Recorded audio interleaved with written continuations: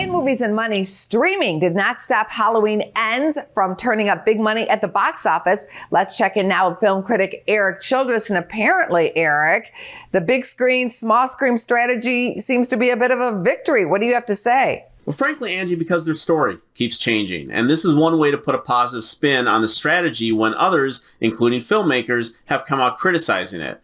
Now, granted, during the pandemic, everyone was in panic mode and trying to make the most of a horrible situation, and the strategy employed by Warner Brothers and other select films were certainly appreciated by those who did not want to leave the house. And make no mistake that $40 million by Halloween Ends is a solid number. That is almost identical to the biggest number that Warner Brothers opened with in all of 2021 with Dune. Comic book film Black Adam opens this weekend. Some critics have not been so kind to that film, but theater owners have to be thrilled that a big budget movie is on the way. I suspect so, Angie. You just can't bet against a film from one of the two comic book cinematic universes these days, at least not on opening weekend. Surprisingly, it's actually Warner Brothers that may be looking forward to it the most, given that it is currently their last film on the schedule for 2022.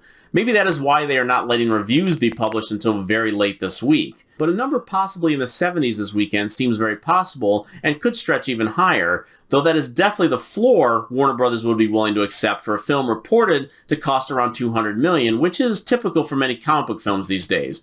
Black Adam is connected to the Shazam portion of the DC Extended Universe, which is the lowest grossing pre-pandemic film of that franchise, albeit still the best one in my opinion.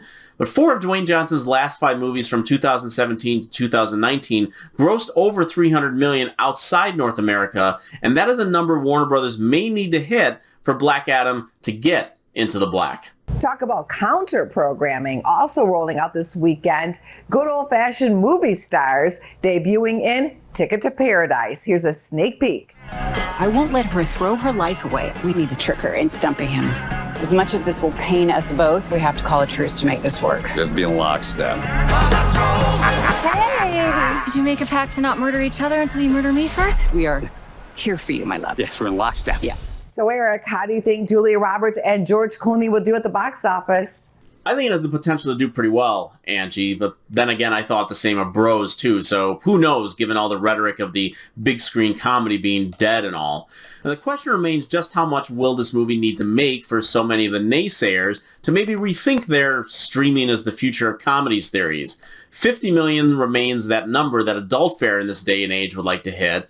The Woman King is headed over 60 million, and Don't Worry Darling got close. The Ticket to Paradise has already grossed over 72 million internationally thanks to releases overseas as early as September 9th, which is already looking good for the film's $36 million budget. Universal hopes to keep this film stateside in the top 10 through at least the Thanksgiving weekend, and is likely going to need something north of 15 million this weekend to reach the kind of numbers the studio would like to see out of this. Thank you, Erik. We will see what happens and catch up with you next week. Thank you, Angie. Go to businessfirstam.com for where to see our show on TV.